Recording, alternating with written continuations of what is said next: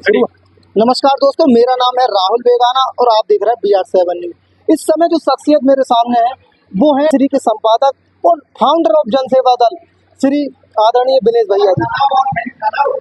तो सबसे पहले मैं दिनेश भैया जी से एक सवाल पूछना चाहूँगा, जैसा कि ये शारीरिक रूप से अभी देखा इनका लिवर ट्रांसप्लांट हुआ, लेकिन सर आपकी आवाज में बड़ा कुआरापन है। ना मेरा आवाज क्या भैया, ये आवाज जो है ना ये एक पीड़ित की आवाज है, और पीड़ित की आवाज जब उठती है तो दूर जिस समाज में जन्मा हो उस समाज में आज तक कोई विधायक सांसद उत्तर प्रदेश में क्या देश भर में नहीं बन सका है, और रहे तो बड़े पदों पे रहे, लेकिन किसी पॉलिटिकल पार्टी ने इस सैन सविता नंद समाज को जनसंख्या अनुपात में हिस्सेदारी देने का काम नहीं किया। तो मैं पीड़ित आदमी हूँ, और पीड़ित तो मरता हुआ होता है तो चिल्ला चिल्ला के बात करता है मेरी जान बचा लो, मेरी जान बचा लो। तो मैं तो देश भर की पार्टियों से कहना चाहता हूँ कि हमारे समाज के साथ जितना उत्पीड़न आज तक हुआ है, जिनको राजनीतिक सम्मान नहीं मिला है, मैं सभी से कहना चाहता हूँ कि यदि वो वाकई हमारे हमदर्द हैं तो अपनी अपनी पार्टियों से सैन सविता नंद समाज के लोगों को 4% हमारी हिस्सेदारी बनती है, अपनी पार्टी से 4% प्रत्याशी बनाने का काम करे। नहीं तो जनसेवा दल तो इस मैदान में निकला है। मैं पाल प्रजापति सैनी कश्यप समाज के लोगों को और अन्य विश्वकर्मा समाज को जो अति पिछड़ी जातियां हैं, सैन सविता सलवानी समाज के लोग हैं और अन्य पसमानदा समाज के लोग हैं, मैं सभी लोगों को जनसंख्या अनुपात में हिस्सेदारी देने के लिए ये जनसेवा दल का गठन मैंने किया है। और मैं यदि ये पॉलिटिकल पार्टियां लाइन पे आ जाती हैं तो मैं भले ही बीमार आदमी हूँ, लेकिन मेरा क्या है, मैं तो 21 मई 2024 को लिवर ट्रांसप्लांट के दौरान ये समझ चुका हूँ कि मेरी मौत हो चुकी है।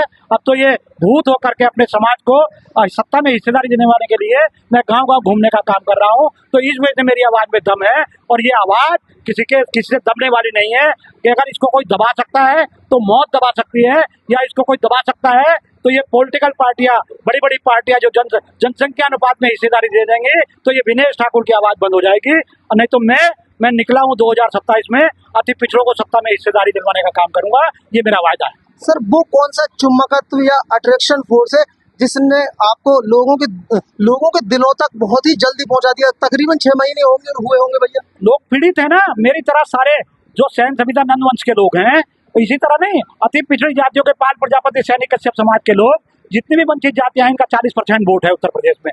सबसे बड़ी बात यह है कि इन लोगों की आवाज जो है मैं उठाने का काम कर रहा हूँ। अब तक अभी मैं अगर किसी पार्टी में होता और मैं कहता मैं सबको हिस्सेदारी दिलवा दूंगा तो लोग भरोसा नहीं करते, लेकिन आज की तारीख में सबको पता है कि इन्होंने अपनी पार्टी बना करके, मैं अपनी पार्टी का मालिक हूँ, जैसे मैं अखबार का मालिक हूँ, जिसका चाहे उसका कार्ड बना रहा हूँ, उसको पत्रकार बना देता हूँ, उसी तरह से मैं जिसको चाहूंगा उसको विधायक सांसद का टिकट दे करके उसको विधानसभा लोकसभा में भेजने का काम करूंगा।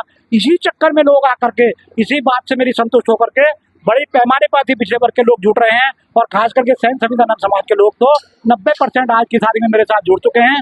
10% लोगों का अपना मामला है, वो लोग भी आएंगे, मेरे भाई हैं, सब लोग आएंगे, जो आलोचना करने वाले हैं वो भी मेरे साथ आएंगे। उनको पता है इस बात का, वो भले ही उसमें रह रहे हों कि नंदवंश के लोग हैं तो वो नंदवंशी थोड़ा बन के दिखा रहे होंगे, लेकिन वास्तविकता यही उनको भी पता है कि उनको मेरे साथ आना पड़ेगा, और जब वो आएंगे तो मैं उनका वेलकम करूंगा।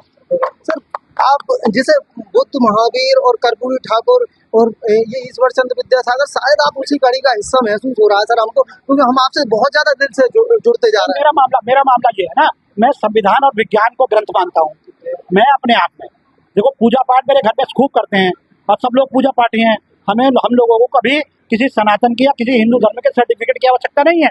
हम लोग हिंदुओं में जन्मे हैं। और सवाल ये है, लेकिन जब चुनाव का टाइम आता है तो हमको कोई हिंदू की जगह बुंदू भी नहीं मानता, हमको कोई टिकट भी नहीं देता।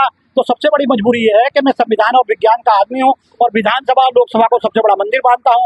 तो इस चक्कर में जो है मैं महापुरुषों का, प्रत्येक जाति के महापुरुषों का सम्मान करता हूँ, और इसी कारण है लोग मेरे साथ जिसके साथ जुड़ते चले जा रहे हैं। सर एक आपका वायरल जुमला है कि भिखारी नहीं शिकारी बनो, उसका क्या मतलब है? तो वास्तविकता ये है ना कि हम लोग अब तक टिकट मांगते रहे हैं, और टिकट मांग करके थक गए हैं। हम लोग सामाजिक न्याय की मांग करते रहे हैं, हम लोग रोहिणी आयोग की मांग करते रहे हैं, हम लोग आरक्षण में वर्गीकरण की मांग करते